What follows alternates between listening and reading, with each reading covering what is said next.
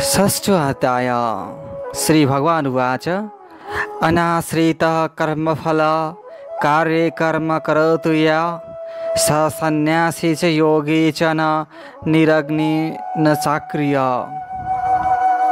श्री कृष्ण आज्ञा गर्नुहुन्छ, जो कर्मका फलको इच्छा छोडेर गर्ने योग्य कर्म गर्छ त्यही सन्यासी योगी हो। अग्निहोत्रादि छाडी कर्म त्याग गर्ने त न सन्यासी न योगी हो। यम सन्यासमिति प्राहु योगम त विद्धिं पाण्डव न सन्न्यस्त संकल्पो योगी भवति कंसनम।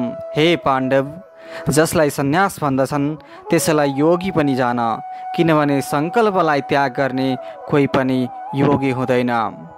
आरुरुच्छो मनुर्योग कर्म कारणमुच्यते योगारूढस्य तस्यैव समं कारणमुच्यते। योगमा आरूढ हुन इच्छा गर्ने मुनिहरूलाई निष्काम भावले कर्म गर्नु नै हेतु कहिन्छ। त्यस योगारूढको संकल्पको अभाव नै हेतु कहिन्छ। यदा हि नेन्द्रियार्थेषु न कर्मसोऽनुसजते सर्वसंकल्प सन्यासी योगारूढस्तो दोच्यते। जब इन्द्रियहरूका भोगमा तथा कर्महरूमा आसक्त हुँदैन तब सधैँ संकल्प त्यागी योगारूढ कहलाउँछ। उद्धरेदात्मनात्मानं नावात्मनमवसादयात् आत्मैव आत्मनो बन्धुरात्मैव रिपुरात्मानः। आफूलाई आफूले उद्धार गरोस्, आत्माको अधोगति नगराओस्, किनभने आत्मा नै आफ्नो बन्धु र शत्रु हो। बन्धुरात्मान मनस्तस्य येनात्मैवात्मना जितः अनात्मनस्तु शत्रुते वर्तेतात्मैव शत्रुवत्। जसले आफूलाई आत्माले जितेको छ त्यसको आत्मा नै बन्धु हुन्छ। आत्माले त जितेको छैन भने आफ्नो आत्मा नै शत्रु हुन्छ। जितात्मनः प्रशान्तस्य परमात्मा समाहितः शीतोष्ण सुख दुःखसु तथा मानापमानय। आफ्नो आत्मालाई जित्ने शीत उष्ण दुःख मान अपमानमा शान्त रहनेको हृदयमा परमात्मा स्थिर हुन्छन्। ज्ञान विज्ञान तृप्तात्मा कुटस्थो विजितेन्द्रिय युक्त इत्युच्यते योगी समलोष्टास्मकांसना। ज्ञान र विज्ञानले आत्मा सन्तुष्ट र विकार रहित भई इन्द्रियहरू बसमा हुने माटो पत्थर सुवर्णलाई समान सम्झने योगी योगारूढ कहिन्छन्। सुरीन्मात्रायुदासीन मध्यस्थ देशे बन्धुषु साधुष्वभिच पास्यसु समबुद्धि विनिर्शिष्यते।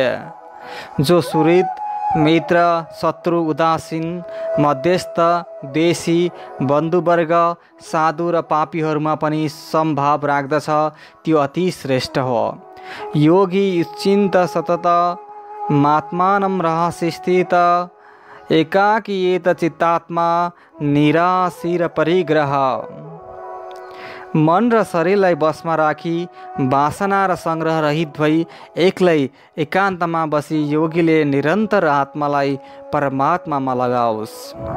शुचौ देशे प्रतिष्ठाप्य स्थिर मासनमात्मनः नात्युच्छ्रितं नाति नीचं चैलाजिना कुस्सोतरम्। तत्रैकाग्रं मनः कृत्वा येत चित्तेन्द्रिय क्रिया उपविश्यासने युञ्ज्याद्धो गमात्मा विशुद्धया। न अति अग्लो न अति होचो पवित्र भूमिमा कुश मृगछाला र वस्त्रको आफ्नो स्थिर आसन बिछाएर त्यस आसनमा बसी मनलाई एकाग्र गरी चित्त र मनका क्रियालाई आत्माको शुद्धिलाई योगको अभ्यास गरोस्। समं काय शिरोग्रीवं धारयन्नाचलं स्थिरः सम्प्रेक्ष्य नासिकाग्रं सो दिशा स न बलोकयन्। प्रशान्तात्मा विगत विभ्रहाचारी व्रते स्थितः मनम संयमे मच्चितो युक्त आसित मत्परः। शरीर शिर घाँटी सोझो र स्थिर राखी आफ्नो नासिकाको अग्रभागमा हेरी अन्य दिशातिर नहेरी ब्रह्मचार्यमा रही शान्त र भयरहित भई सावधानताले मनलाई रोकी मईमा तत्पर र लीन भई योग गरोस्। युञ्जनेव सदात्मानं योगी नियतपानस शान्ति निर्वाण परमा मत संस्थामधिगच्छति। इस प्रकार आत्मालाई निरन्तर ममा लाउँदै मन बसमा राख्ने योगी ममा रहेको मुक्ति दिने शान्तिमा प्राप्त हुन्छ। नाते तस्तु योगस्ति न चैकान्त मनस्रत न चाति स्वप्नशीलस्य जाग्रतो नैव अर्जुन। हे अर्जुन, यो योग धेरै खानेलाई, खाँदै नखानेलाई, अति सुत्नुपर्नेलाई, नसुत्नेलाई सिद्ध हुँदैन।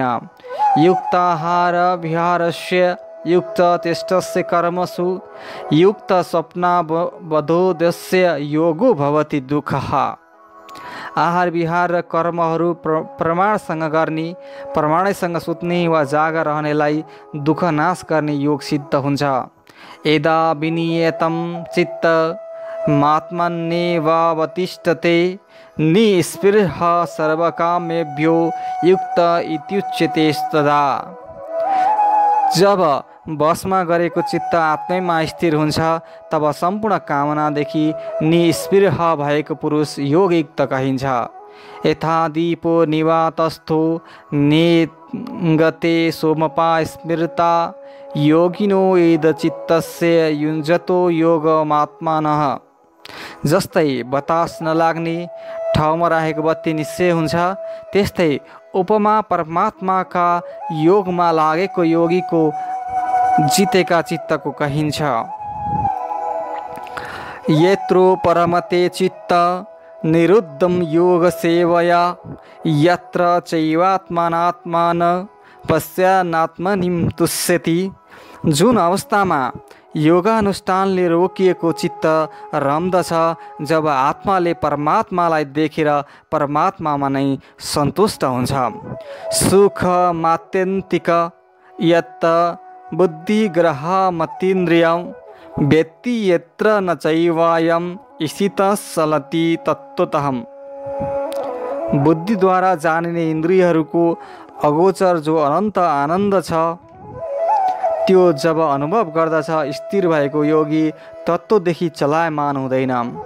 यम लब्धम चापरम लाभम मन्यते नादिकम तथा यस्मिन् स्थितो न दुखेन गुरुणापि विचाल्यते। जुनलाई पाउँछौँ त्यसको अपेक्षा दोस्रो लाभलाई बढ्ता मान्दैन।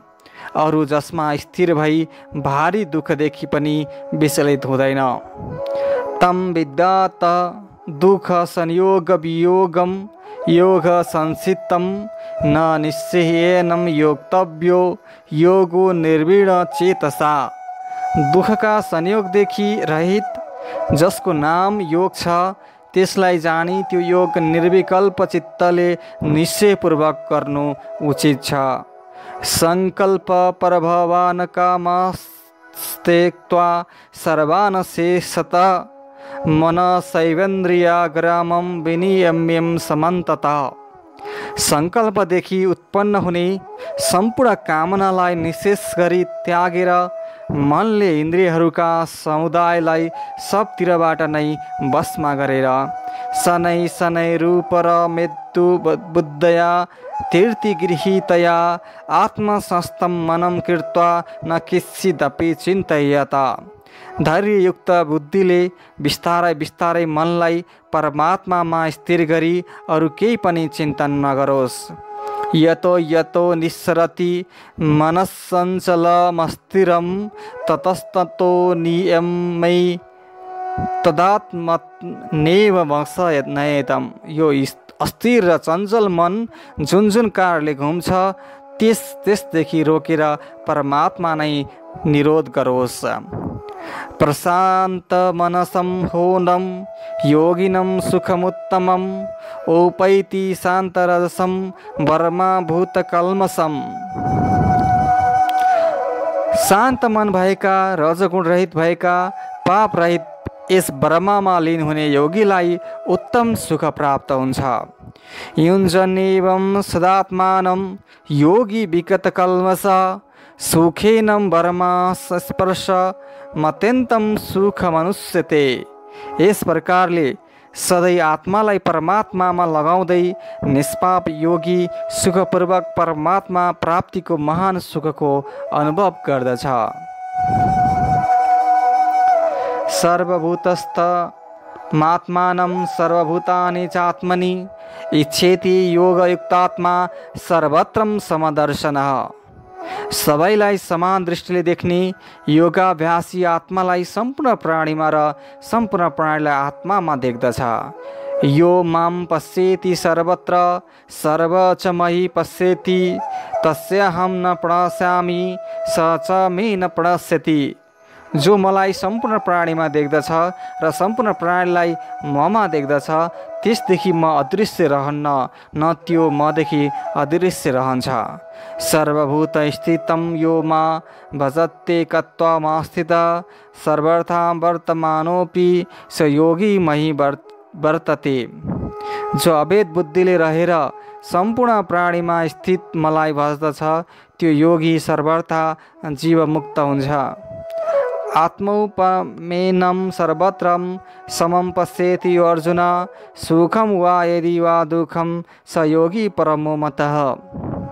हे अर्जुन, जो सम्पूर्ण प्राणीहरूको दुःख सुखलाई आफ्नै समान देख्दछ त्यो योगी परम श्रेष्ठ मानिन्छ। अर्जुन उवाचम् योम योवम एगस्त्वाया प्रोक्तं साम्येन मधुसूदन एतस्याहं न पश्यामि चञ्चलत्वात् स्थिति स्थिराम।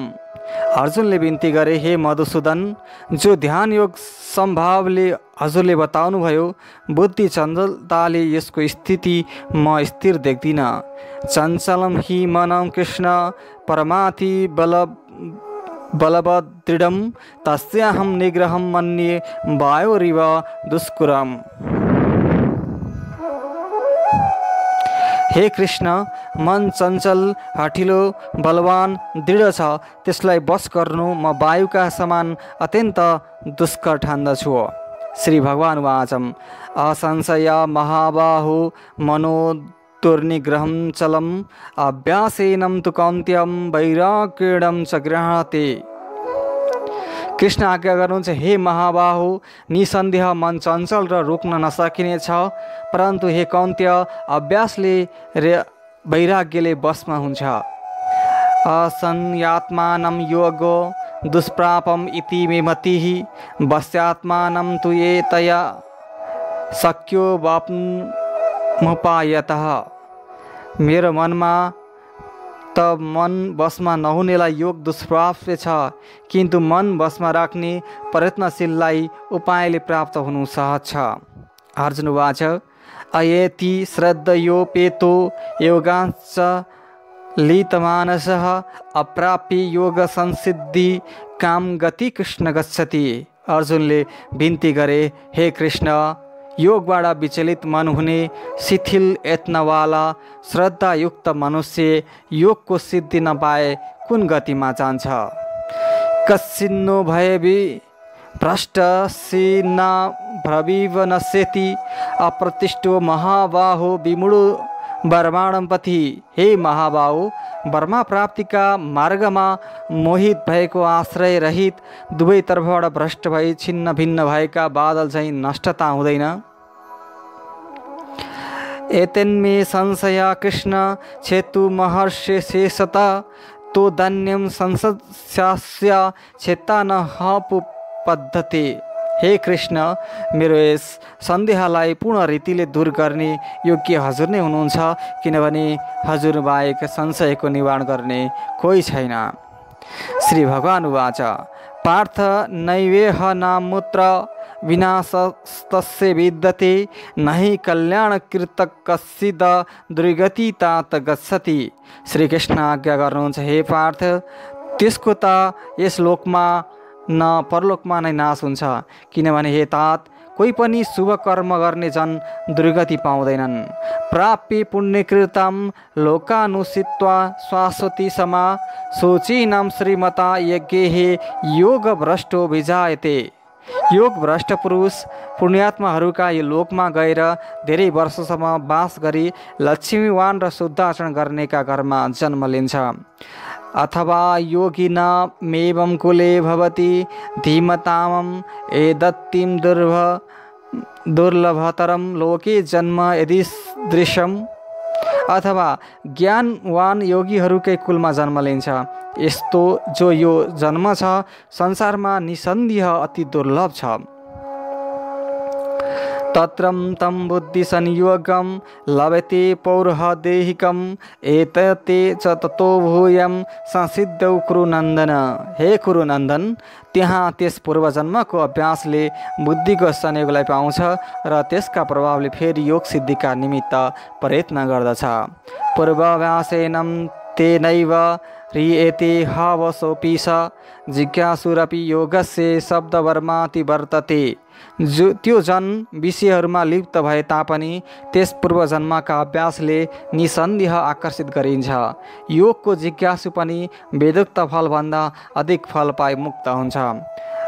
प्रयत्नात् मानस्तु योगी संशुद्धि किल्बिषः अनेक जन्म संशिष्टो याति परागतिम। यत्नले अभ्यास गर्ने योगीले अनेक जन्ममा सिद्धि पाएर पापबाट शुद्ध भई त्यसका प्रभावले मोक्ष पाउँछ। तपस्वीभ्योऽधिको योगी ज्ञानीभ्योऽपि मतोऽधिकं कर्मीभ्यसाधिको योगी तस्माद्धोकी भवार्जुनम। हे अर्जुन, तपस्वी भन्दा योगी श्रेष्ठ, ज्ञानी भन्दा पनि योगी नै श्रेष्ठ मानिएको छ। तस्मात् तिमी योगी हौ।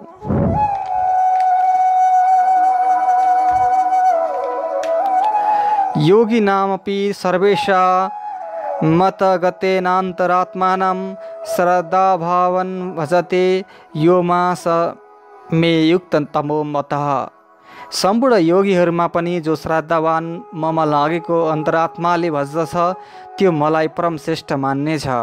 ओम तत्सिद्धिं श्रीमद्भागवत गीता उपनिषत्सु ब्रह्म विद्याया योगशास्त्रे श्रीकृष्ण अर्जुन संवादे आत्मसंयम योगो नाम षष्ठोऽध्याय। हरे नमः।